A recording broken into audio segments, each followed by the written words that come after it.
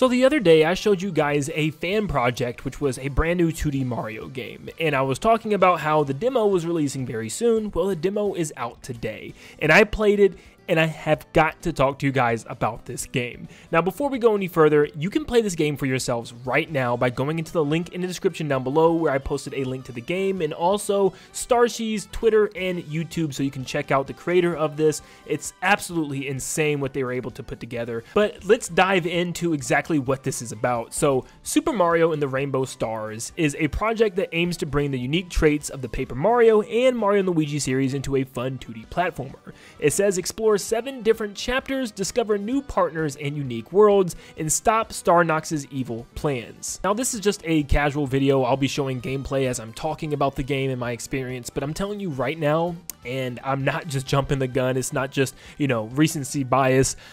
This game is the best 2D Mario game I have ever seen. It is the best 2D Mario game I've ever played, and I absolutely love Super Mario Bros. Wonder, but this game is better than Wonder. I've had genuinely more fun with this game than I did with Wonder. I still absolutely enjoyed Wonder for sure, but this game just took it over the top for me. So let's dive into what this game has to offer. So straight up, like they said, it is like a Paper Mario, Mario & Luigi game all wrapped into one. It is so good at storytelling. It tells a pretty much unique story, very similar to the Thousand Year Door, opening a book and telling you about this ancient dark star that was defeated by the light star and imprisoned, and it's all about these rainbow stars in this rainbow area in space where these stars come from, and I love the whole little story with it. It's corny, it's simple, but it gets the job done, and it's something that we really have never had in a 2D Mario game, and really even in a 3D Mario game. Yeah, it's just like a Paper Mario & Luigi game, but for a 2D platformer. You'll walk around, there's areas to talk to NPCs and to do little things. It's really, really cool, and it's fully fleshed out. There's tons of dialogue and,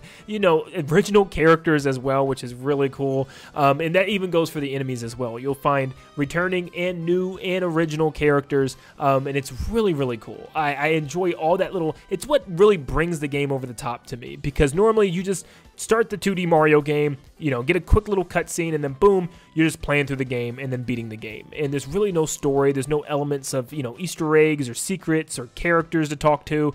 And they absolutely knocked it out of the park with this. I love that part of this game. But yeah, you can feel the story of Paper Mario through and through with this game. There's even little chapters that you'll enter, and you can see artwork for each chapter, which is really cool. Like I said, NPCs to talk to, and even specific characters and partners that Mario gets to team up with, and you'll see more of that here in a second.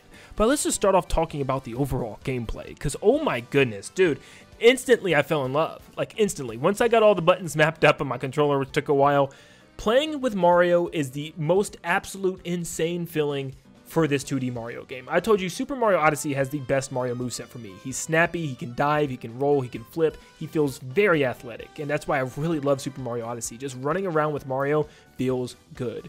And Super Mario Bros. Wonder does do this to an extent, but still doesn't feel as free as this game. The wall jumping is snappy and precise. Every little jump and input movement is just perfect. You can turn around and do side flips and back flips. It's like a little bit of Mario versus Donkey Kong tossed in here as well.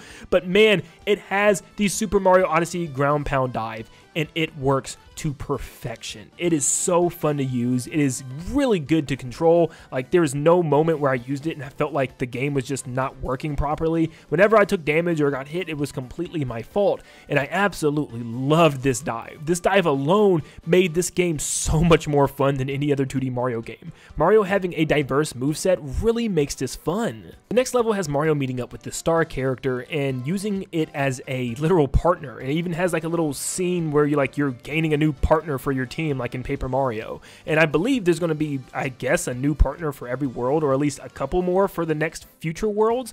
But this partner is used so well with every single stage in the entire world. And this is where you can really tell the difference between this and any other 2D Mario game. It's just the mechanics can change so drastically simply by giving Mario a partner. Giving Mario some other character to work with in a 2D game is perfect. And everything controlling the star is just one click of a button. You click the button, you aim up or down, and you toss the star, and it works so well. It doesn't interfere with Mario's controls. It doesn't make the game feel strange. It just fits in perfectly, and you use him to break specific blocks or hit switches that are through walls that you can't reach otherwise. It's just so good, and I couldn't believe how many instances they found to actually use this star character. Whether you're underwater, whether you're bouncing off of walls, you can use him at any time, and it's just perfect. I want to get back to the star character in a second, but remember I told you this video is just so off topic. It's just going to be bouncing from topic to topic. But yes, the overworld map is fully 3D, and you can run around and actually do things. You actually have to like platform in certain segments, and this is such a great idea. You can run around. It's not just hitting random blocks like in Mario 3D World's hub world. You're actually like moving around. You have to make certain jumps in order to make it over the water and stuff. You don't die or anything, but you can actually have like take damage animations and stuff. It's so good. There's also smaller missions very similar to Mario Wonder where you might do a small task in order to get one star shard, and that's really about it. But this is one thing that I didn't like. They pretty much copied what Mario Wonder does in one mission where you're just going around collecting 5 keys, and they're all hidden, which means you're just running around the stage, jumping around and trying to find hidden things.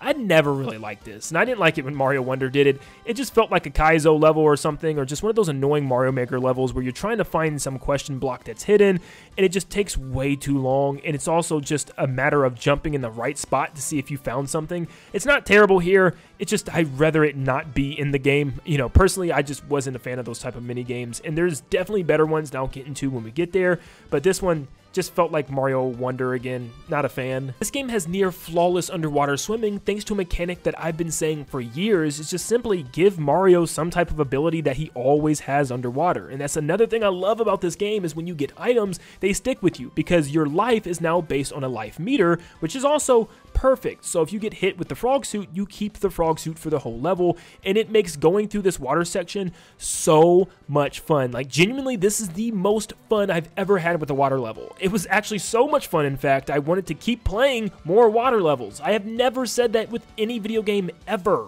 I also really like the mechanic, if you go up off screen, you'll come from the bottom of the screen and vice versa. I thought that was really cool as well. You can still use your star underwater as well, which is also awesome. Also, something that's really cool is there's no wonder events, but almost every single stage has some like big third act that requires you to use a new item or requires you to do some type of task where you're running away from something or having to fight something, and I love this. And this is like a way of having wonder events without having quote-unquote wonder events. The music and sound effects is also really good. It pulls from all throughout Nintendo franchises. Like there's some Kirby sound effects and music, Mario & Luigi, Paper Mario soundtracks, tons of other Mario themes from past Mario games like Mario Kart and even 3D and 2D Mario games. And even Tropical Freeze has some amazing tracks thrown in here, which is just another positive.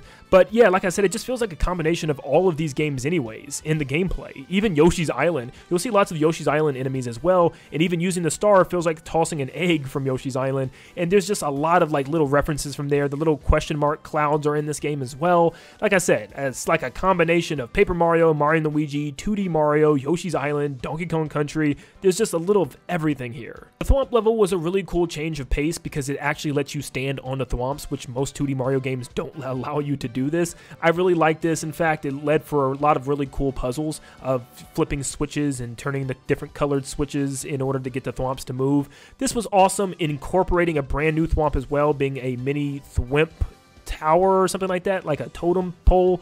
Really cool. I really enjoyed it. And even the chase sequence at the end was really cool with a giant Thwomp chasing you. I think my only complaint here is that there's specific blocks that only enemies can, interact with, for instance, land on or touch, and there's specific blocks that Mario can interact with and walk on. But they all have like different symbols, and they do tell you at the beginning of the game what they all do, but it's kind of gets confusing as you're like kind of flying through a level and trying to get to the end and trying to look at all the blocks and see which ones you can step on and which ones you can't.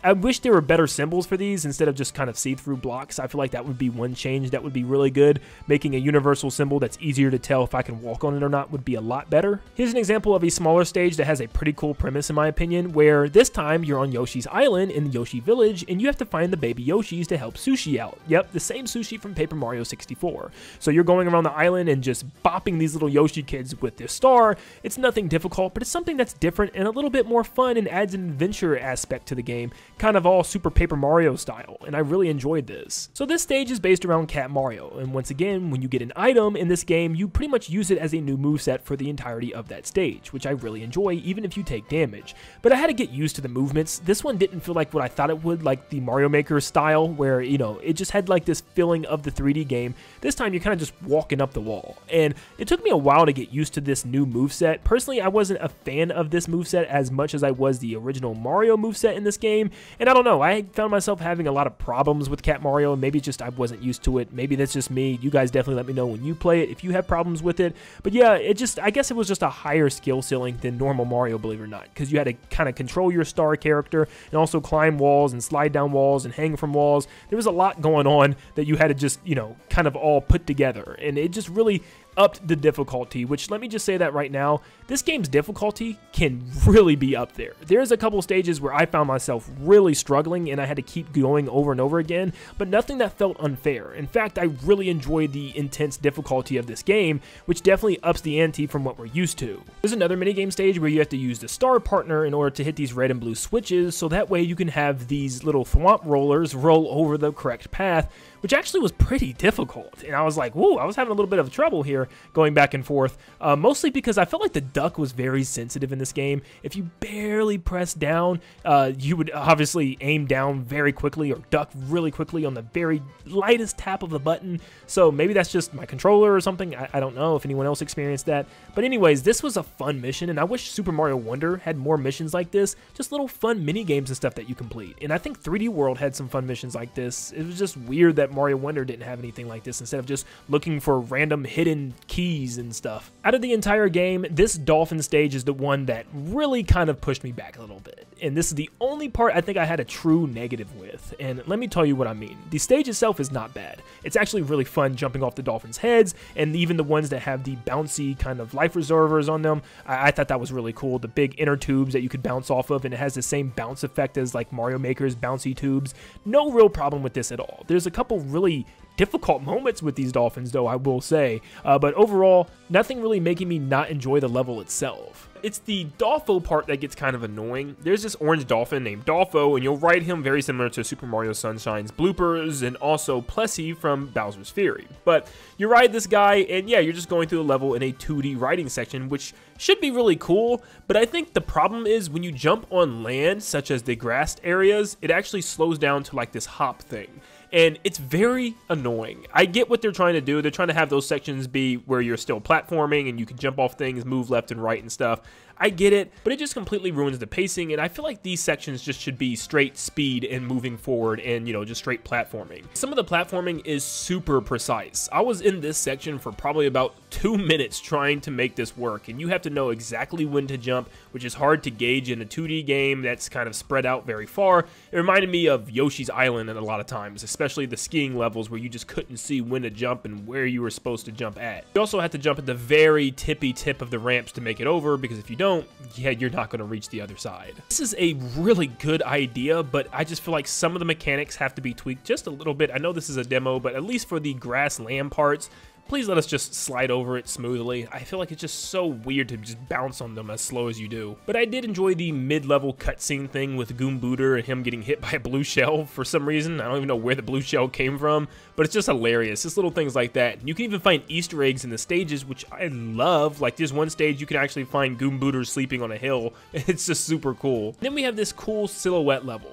at the beach with the pirate ships in the background. This is like an awesome themed level. I love this, right before the final boss of this world, and you have these sumo bros shooting lightning down, and I really love this. It's obviously inspired by things like Tropical Freeze. This is really cool. There is an item power-up in this world, and it's the Fire Flower, and once again, they use it as a main transformation for the entire level, which I love, so even if you take damage, you will keep the Fire Flower. I also love how it changes your projectile with the star as well, turning him into this fire flame that you can throw in order to burn down certain segments of the level in order to progress. This one actually took some real deep thinking and some skill as well. This was probably definitely the hardest stage of the entire bunch, but this is definitely a stage that I found myself having a blast with. It is actually very technical and tons of fun as well, plus you had to watch out for the main boss of this world as he swooped from the left and right sides of the screen trying to stab you with a sword.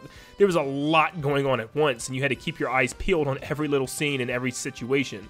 And then you have the main boss of this world against Captain Blotch, which is a Captain Blooper, who is pretty basic at first. He just kind of tries to swing at you from across the stage. I really love this, that it's not just a 3-hit. Once again, he has a full health bar, so you have to slowly chip down his health and hitting him with the star or just jumping on his head, and even sends like little babies at you.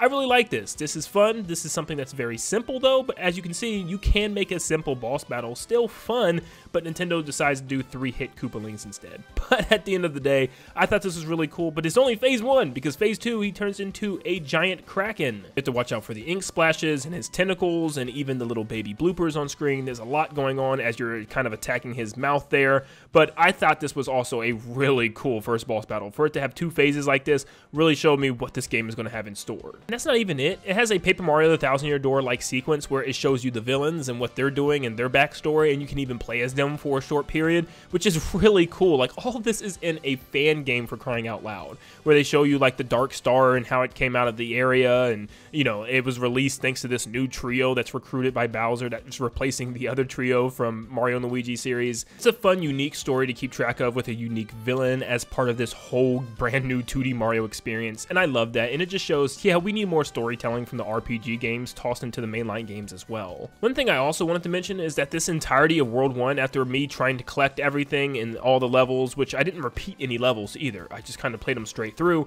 it took over 2 hours for me to complete World 1, and it didn't even feel like it. I was genuinely enjoying every single level and section of this game, and 2 hours went by.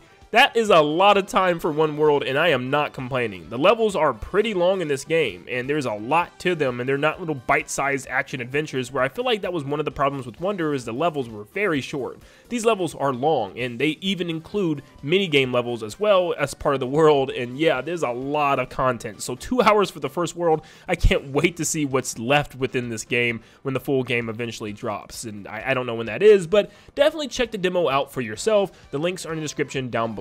This was such an amazing fan game. It felt real. Like, I still can't believe what I played was a fan-made game. It is so polished, it is so well put together. You're guaranteed to have a blast playing through this demo, and it's incredibly easy to download and everything. Just follow the instructions in the link down below. But thank you so much for tuning in. If you want to see more videos like this covering fan games, make sure you leave a like and subscribe to stay up to date on all things Nintendo. And like always, I'll see you all on the next one.